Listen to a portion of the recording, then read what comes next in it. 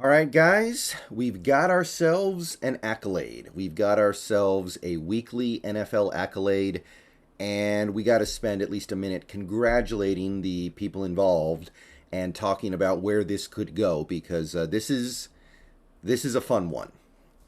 So, as has been said from many different sources already, but here's one from Brady Henderson of ESPN.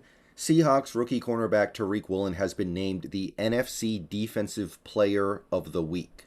He had an interception and a fumble recovery in Seattle's win over Arizona. Now, this is not Defensive Rookie of the Week for the NFC. No, this is Defensive Player of the Week. So, up against every other defensive player in the entire conference, he was named Player of the Week. And seems pretty deserved to me. Near as I can tell, he played a great all-around game. It wasn't just the fumble recovery and the interception. He seemed to play really well in general. He's playing really well in general in pretty much every game he's playing. And it's cool that he gets recognized for it by winning Player of the Week. This is not the first Defensive Player of the Week award we've won. I believe Nwosu won in Week 1. And I think Gino won Offensive Player of the Week for the NFC in Week 4, if I recall. So we're getting hit with some accolades here, more than we usually got even back in the days when we were making Super Bowls. So pretty cool. Obviously, it doesn't result in another notch in the win column or anything like that. But Tariq Woolen is playing very well. He's playing much better than just about anybody could have expected at this point, and he certainly deserves it. But how far is this going to go with Tariq Woolen? And this video, it's going to be more about where could this be headed for him this season? Because now that he's won this Defensive Player of the Week award, and now that he has 4 straight games with an interception, he's recovering the fumbles, he's blocking the field goals, he's doing well in coverage. How far is he going to push it this year? Because, again, this is an overall thing. You look at Tariq Woolen so far this year, he's played almost every snap. He's missed a handful of snaps against Denver. Other than that, he's basically been on the field constantly. 4 straight games with an interception, like I said. He's got, I believe, 2 fumble recoveries. 2 in the last 2 games, actually. And if you take a look at his coverage numbers, they're very solid. PFR has it 26 targets and 14 completions in 6 games. He's giving up less than 2.5 completions a game, 175 yards allowed. Now, he's picked up some penalties, and that's accrued some yardage on him that isn't represented here, but still, we are talking about a great all-around player who is he's not even missing tackles. So here's the question that people are starting to really ask about Tariq Woolen. Could he win Defensive Rookie of the Year in 2022? Could he be the Defensive Rookie of the Year for the entire NFL? And I've been thinking about this lately because a couple weeks ago, I didn't think there was any way. There were going to be too many edge players that would get like 6 or 7 sacks. There were going to be too many linebackers that got 120 plus tackles. And those counting stats would overrule anything else. But now that we're here and this guy has 4 interceptions in 6 games, and his coverage numbers are solid, and it seems like he's tackling well and playing the run effectively, and now even PFF is on the wagon. PFF has his grade up above 70 now. So it can happen. But who's he going to have to beat out? Who's he going to have to be better than to secure it? Because I think we all know that if this keeps up, quarterbacks are just going to stop throwing at him. They're eventually going to say, like, you know what, it's not worth it. He's too fast. He's too big. He's too long. If I throw it over there, it's too much of a gamble. I got to start avoiding him completely. So that's going to happen. He's not going to get an interception in every game the rest of the year. But if he starts doing that, if he starts turning into, like, the old Revis Island or the Deion Sanders taking away a whole half of the field, that's maybe more valuable. So I took a look at some of the other defensive rookies, and I just want to talk through some stuff here with these guys, trying to make some comparisons, trying to see if it's realistic.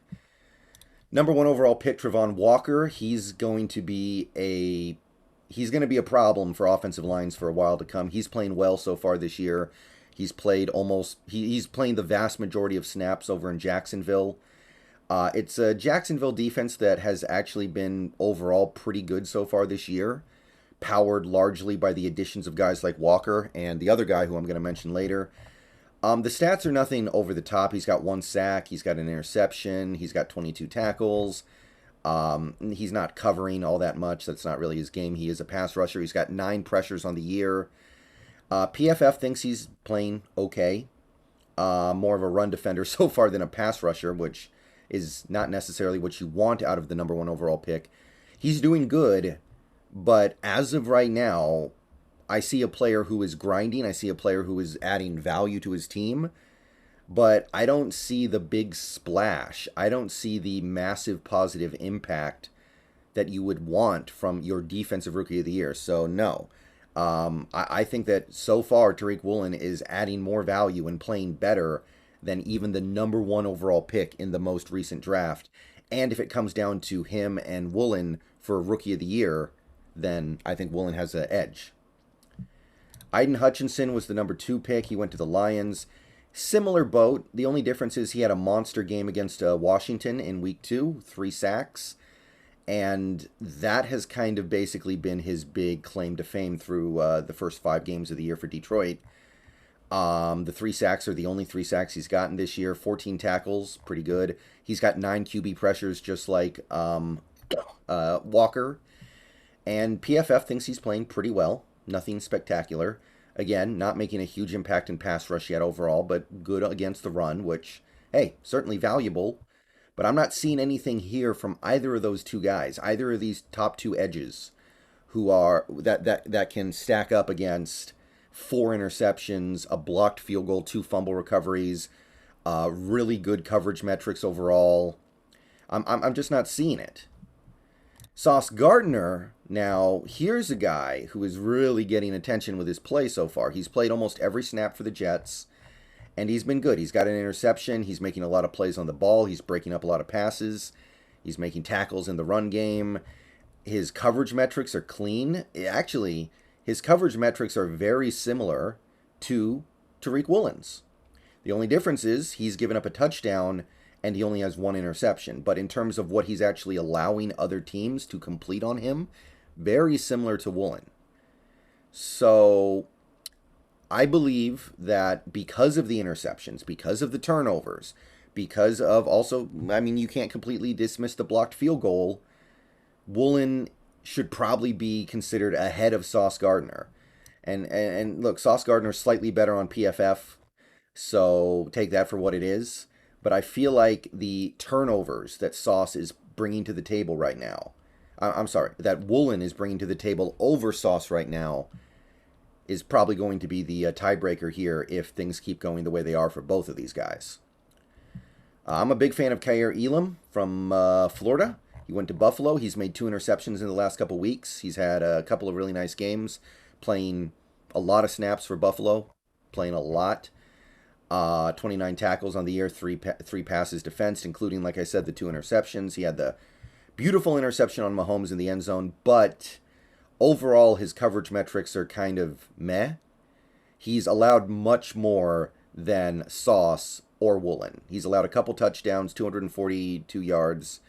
So it's just, it's not on the level of Sauce. And if it's not on the level of Sauce, it can't be on the level of Woolen. So I'm still stacking up Woolen against these, great players, guys who went in the first round, guys with a ton of talent, but I'm not seeing them quite get to where Woolen has been through 4 games. PFF likes Kaiir Elam as well, by the way. Just putting that out there. They like his coverage. They think he's a good player. I like him a lot too, but not on that level.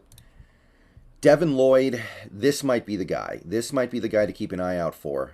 If anybody is going to really just push to an insurmountable lead in the Defensive Rookie of the Year chase, I think it's this guy. This guy's averaging about 9 tackles a game through 6 games. He's got 2 interceptions. He's got 6 passes defensed as a linebacker. I know they all came in those 2 games, but he's getting involved in coverage. He's played almost every snap for the Jacksonville defense that has been, again, pretty good this year. That's going to matter. The Jaguars defense, if it's way better than the Seahawks defense, that's going to help Lloyd, just like it's going to help Sauce if the Jets defense is really good this year. Now, the issue with Lloyd is that he's getting beat up in coverage, kind of Jordan Brooks style. He gets targeted a lot. He's given up a lot of yards, a touchdown, high completion percentage. He's making a lot of plays on the ball, but part of the reason why is because he has a lot of balls thrown in his area because he is considered a coverage liability. PFF has his coverage down at 46. And overall, because of that, they only give him a 61.5, even though he's doing really well in run defense and pass rush. So that's kind of the limiting factor on Devin Lloyd. But here's the thing. Devin Lloyd's probably going to get to about 150 tackles, and he's going to end up with like 10 plus passes defensed and probably a couple more interceptions. At some point, he'll start adding a couple of QB pressures. That may sway the voters. Now, personally, as much as I love Devin Lloyd, I will take what Tariq Woolen is doing over Devin Lloyd jumping on piles and getting big tackle counts. Like, tackles tend to be an empty stat in my mind. But Devin Lloyd is probably the guy who is most likely to take that Defensive Rookie of the Year slot away from Woolen, if anybody, right now. If we're working from the assumption that Woolen's ahead of everyone else right now, because I think that he is. But Devin Lloyd is going to have monster counting stats by the end of the year. And some voters, that's what they're going to see. They're going to see, wow, that guy had 150 tackles this year. Yeah, he got beat up in coverage, but 150 tackles, let's do it. It's kind of like what might happen with Quay Walker for the Packers, because he's going to have a lot of tackles this year as well. Not as many as Lloyd, but that's going to get him a lot of positive attention, even though it doesn't seem like he's actually playing all that well. So watch out for Devin Lloyd. He may end up taking it. If you work from the assumption that Woolen's number one right now, I think this guy's number two. A few other names include Arnold Ebiketie. He's played well so far this year for the Falcons, playing a decent number of snaps as an edge rusher. He's got a sack, 11 tackles, 7 pressures. Nothing too over the top. PFF likes him. Clearly not the same level of impact that you're getting from Tariq. Jalen Petrie, whatever, for the Houston Texans. Off to a pretty good start of his career. 2 interceptions in 5 games. 1 forced fumble. No, I'm sorry. 1 fumble recovery. 1 sack, 38 tackles. He does miss a lot of tackles, but he's making contributions all over the field. He's doing work as a pass rusher. He's doing some work as a cover guy. He's taking the ball away. His coverage numbers are fairly clean. It's 56% allowed, which is totally workable. It's just mostly the missed tackles, and that's part of the reason why his PFF hates him. Got to learn how to tackle. But Jalen Petrie is probably going to have a pretty splashy stat line by the end of the year. So, worth keeping an eye on, but clearly not playing as well as Woolen by a long shot.